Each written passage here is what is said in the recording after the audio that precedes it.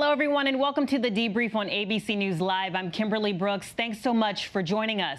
We have updates on the severe weather going across the middle of the country, tornadoes and flooding leaving areas devastated. And we're meeting some very special furry friends that help students cope after the Parkland shooting. But first, here are your headlines.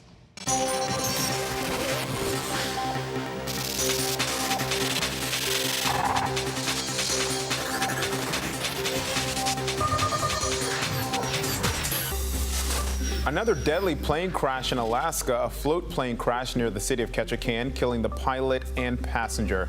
No word on the cause. The plane is owned by Taquan Air.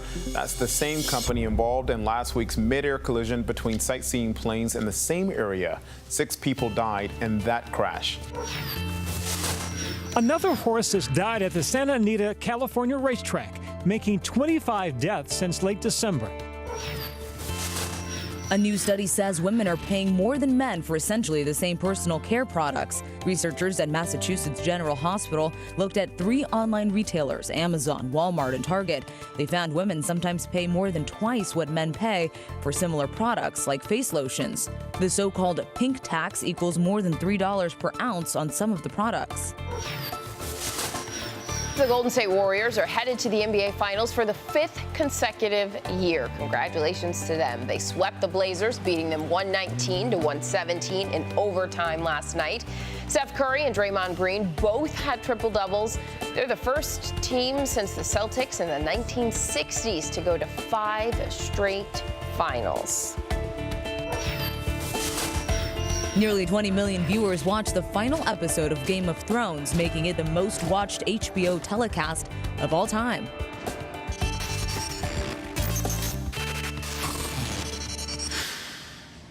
All right, we begin with this severe weather across the country. Dangerous, destructive weather still in effect. 18 reported tornadoes in 4 states, Texas, Missouri, Kansas, and Oklahoma. So Rob Marciano is on the ground in Magnum, Oklahoma with the latest. Rob?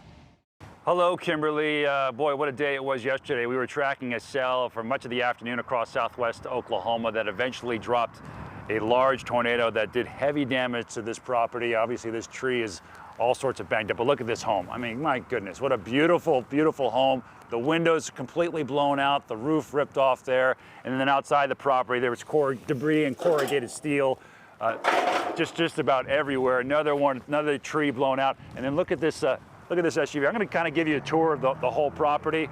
The family, the couple that lives here, they're so sweet. And I feel so bad for what happened to them. Look at this. Can you imagine being in this SUV when the storm came through? With these windows completely blown out. It's a miracle that it wasn't completely tipped over. So the storm's coming through the northern part of town, and the family actually was on the front porch watching it do so. So the front porch is here. The storm was coming from that direction and then pretty much gave them a direct hit. But now you can see what happened to their home. These pillars, they're cracked, they're tilting, they're leaning.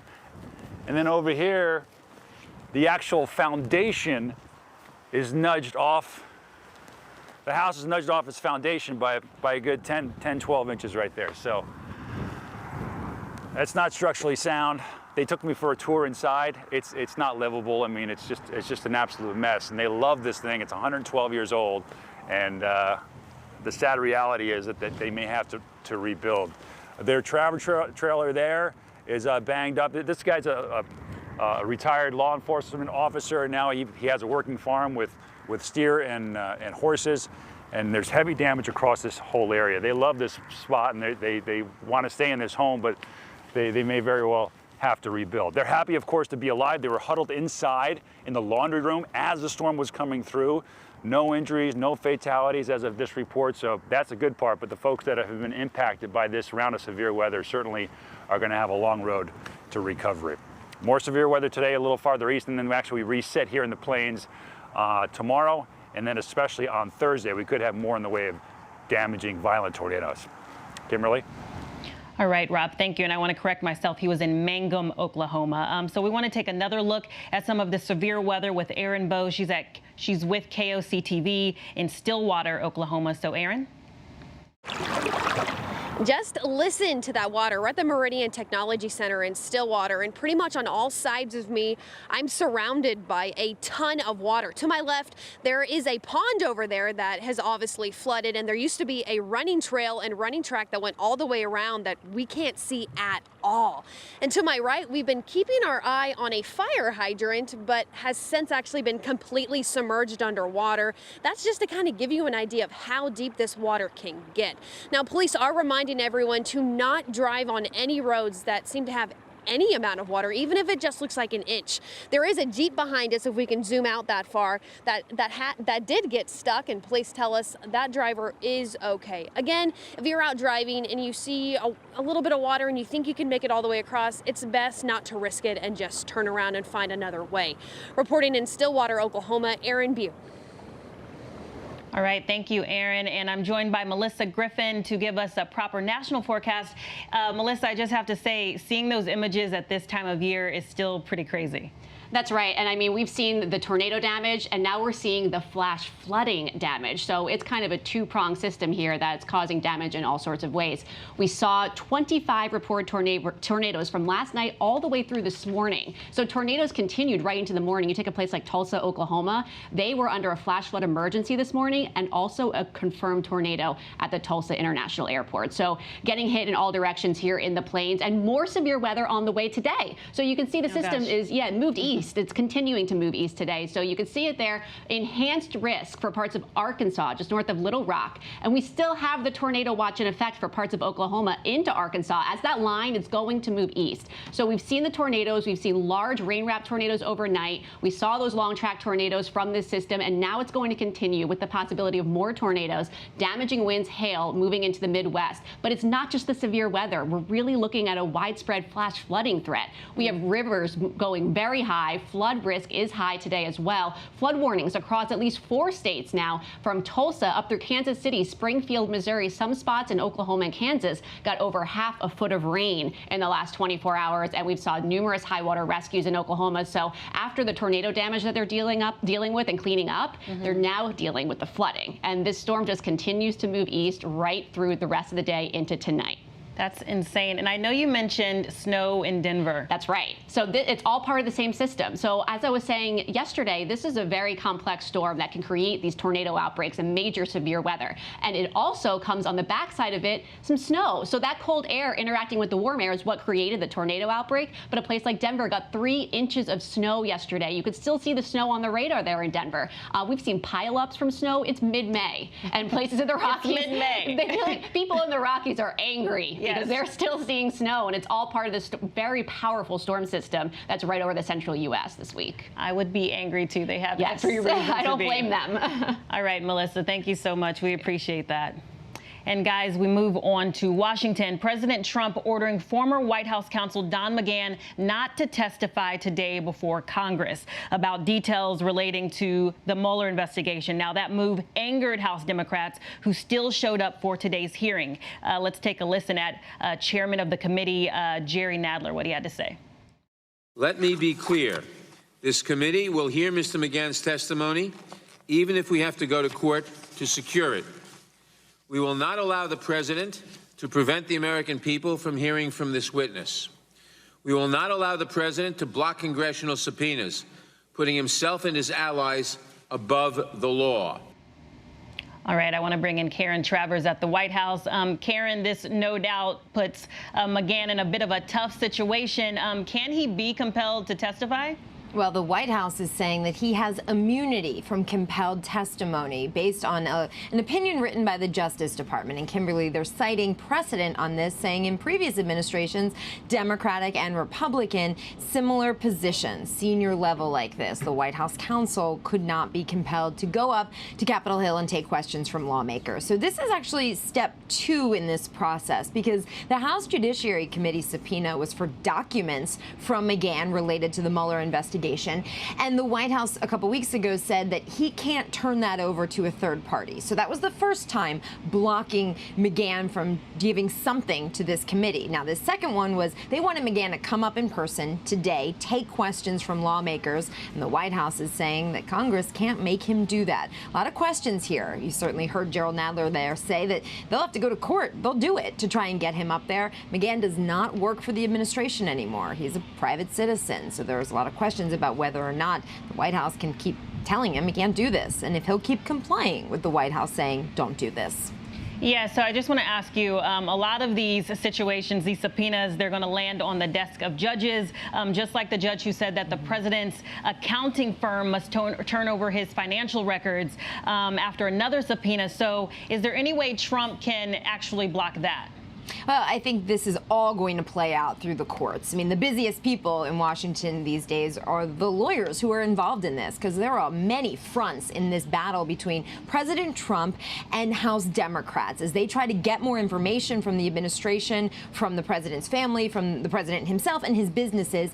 And he has vowed to fight all subpoenas. So what we saw yesterday was a federal judge saying that he and his lawyers have to turn over from his accountants 8 years of financial records. The president said yesterday that this ruling was crazy. He attacked the judge as an Obama administration appointee. And as expected, his lawyers today filed an appeal to not have to move forward turning over those documents. We'll see where this goes, but this could be a slow roll by the president and his lawyers to try and just drag this out as long as they can.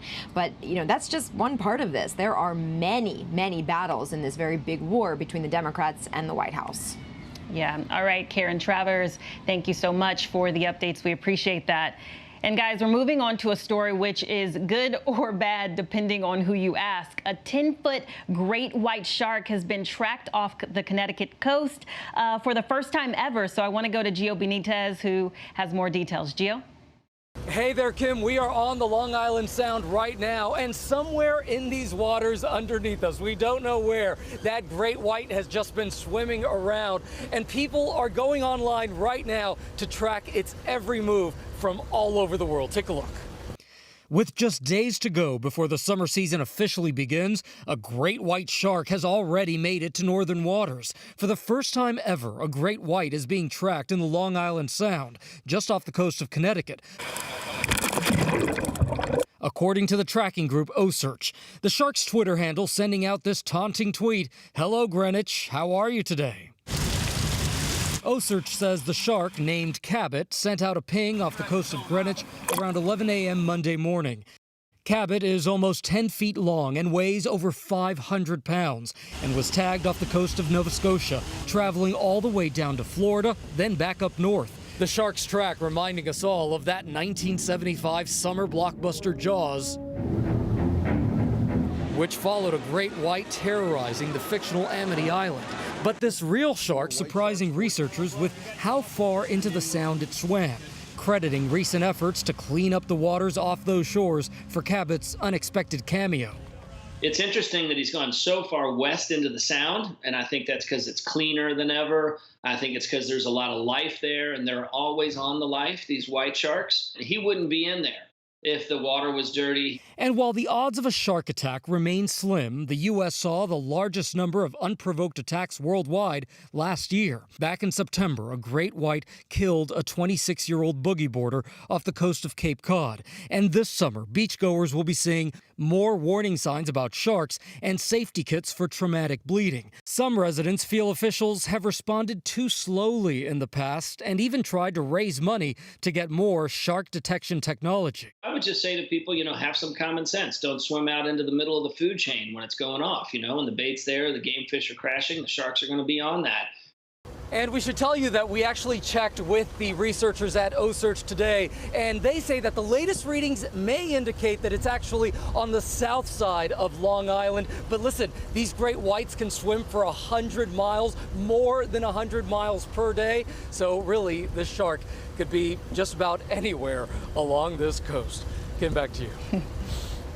All right, Gio, we got to keep our eye on that guy. All right, guys, and as we reported, the men of Morehouse College had the best graduation ever. Their commencement speaker, billionaire Robert F. Smith, he announced he would pay the student loan debt for the entire class. So take a listen again. We're going to put a little fuel in your bus.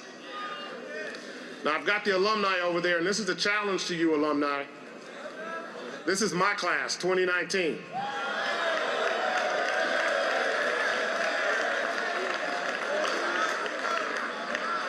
And my family is making a grant to eliminate their student loans.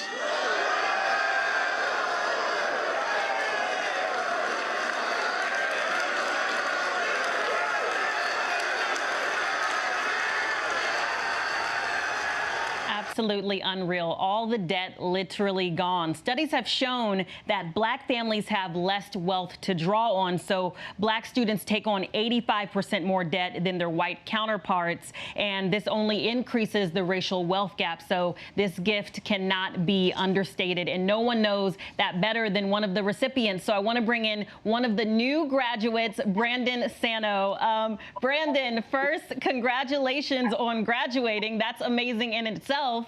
But what was your initial reaction when you heard this? Thank you so much. My initial reaction, I was completely shocked. I actually turned to one of my Morehouse brothers and I asked him, "Did he just say what I think he just said?" I was completely taken aback. It didn't settle in until a couple minutes later when President Thomas said that we would be graduating debt-free, and that's when I really was just like, "Oh my God, this is really happening." That is crazy, and I just want you to tell us, how much debt did you actually have that is now completely gone? Close to $200,000. So this has been an amazing blessing. Oh my goodness, that's incredible. That's hard to fathom. I want to know, I want to know what the conversation was like when the graduation was over and you see your family and everyone's rejoicing in this. My mom was so excited when Mr. Smith actually said that he would be paying off our student loan debt. She started crying, and when I saw my mom afterwards, she was just, the first thing she said to me was debt-free. Yes. So yeah, she was really excited. I was really excited. It's been an amazing gift, honestly. And when this happened, I know it's only been a few days, but in your mind, did the wheels start turning? Have your plans changed, knowing that you don't have this weight anymore? My plans are still the same, but now I'm going into them more. I guess it feels like a weight off my shoulder. I got accepted into USC and Columbia University. Wow. So I'm still, yes, thank you.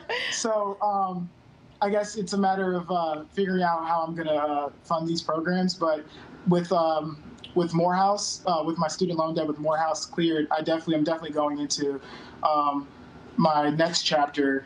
I guess feeling more free. Free, yes, free. Feeling free. And what are you going to be studying when you go to either USC or Columbia? Well, if I go to USC, I'll be studying communications on an entertainment and media track. If I go to Columbia, it'll be a master's in human rights. Wow. And following either of these master's programs, I plan on going to law school. Unbelievable. Brandon, I think I can speak on behalf of all of us and the people watching. We're very, very proud of you. Your future Thank you so much. Yeah, your future is very, very bright. That's incredible. That's incredible. Thank you. Thanks for joining us.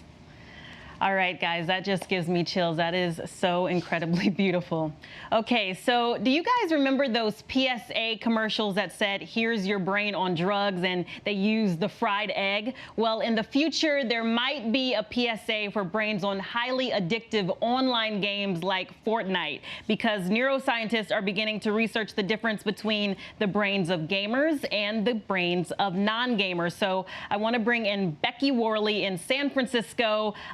Becky, what is it about this particular game that is such a cause for concern?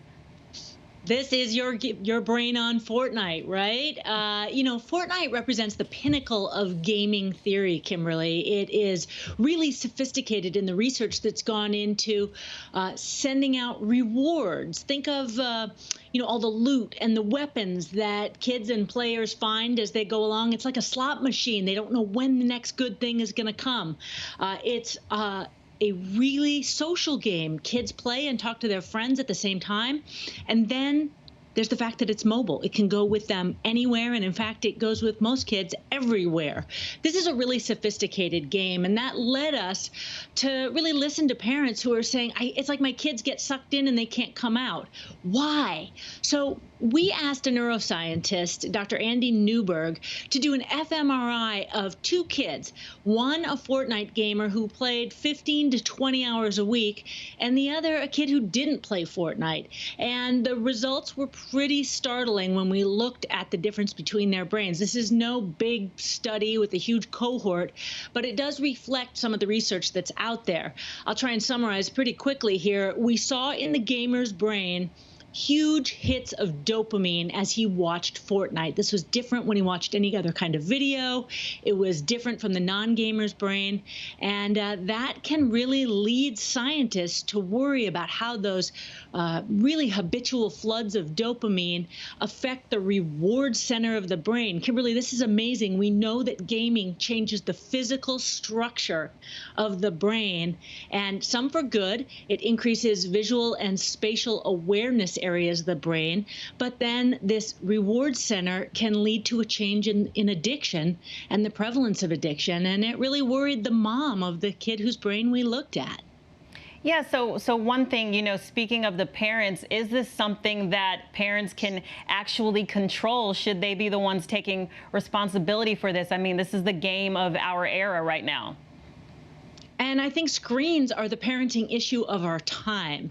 If parents take one thing away from this particular story, it's that teams of cognitive scientists are trying to figure out how to get that release of dopamine on an incredibly engaging schedule.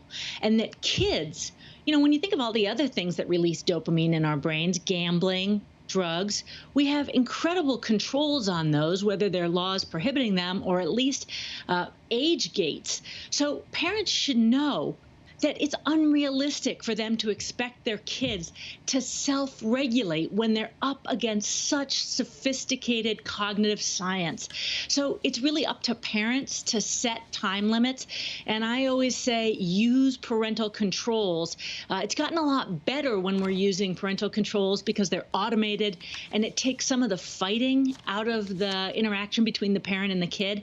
The parent doesn't want to be the bad guy, but in this case, setting boundaries and time limits is really an important aspect of showing your child you care. All right, Becky, thank you so much. I just want to remind folks, this is also the game that Prince Harry said that he wanted to have banned. Interesting note there. So thank you so much for joining us. I appreciate that. Guys, last Valentine's Day, 17 students were killed at Marjorie Stoneman Douglas High School in Parkland, Florida. Of course, you remember, and like all tragedies, the pain doesn't end just because it's out of the news cycle. And the truth is, maybe the pain never ends. It's hard to imagine continuing high school after something like this has happened. But from the very first day that the students returned, some new friends were there to help them cope. 14 therapy dogs. And so I want to bring in Sarah Lerner. She's the school's yearbook advisor. Sarah, thanks for joining us. You guys are making headlines right now because these adorable dogs, I think you have them there with you. Yay. Yes, we have Molly and Sophie. Wow. So you guys are making headlines right now because these adorable dogs, they have their very own page in this year's yearbook, yes? Yes, we wanted to include them because they're a part of our school, like the students and staff are. So whose idea was to have them in the yearbook? It was mine along with the editors. We wanted to make sure that we represented the year and everybody who was here with us. And they're here every day, so it just seemed right to take their pictures. Can you tell us how the students have responded to having these dogs around? Having them on campus? Yeah, having them on campus with you every day. Yeah, I'm going to have Kat talk about that. She's one of my editors. Oh, awesome. Hi, yeah, I'm a junior at school. I'm also the co-content editor on staff. Having the dogs on campus is definitely one of the better things that students can look forward to every single day. They're always there at lunch. They're coming into classrooms when need be. You know, all of their owners are so welcoming, kind to us. And the dogs are just something that we can see about our school in a positive light and just genuinely enjoy and look forward to every day. And putting them in the yearbook was a way to capture such an amazing part of what has become our everyday life now. That's amazing. And can you tell me again which dogs you have with you right there, because they're so cute? We have Molly and Sophie. And they're completely chilly. Oh, they're amazing. They're awesome. And so they're just able to walk around freely throughout the school?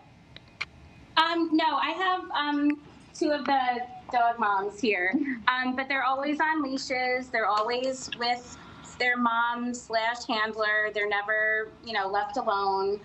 So yeah, they're always well attended.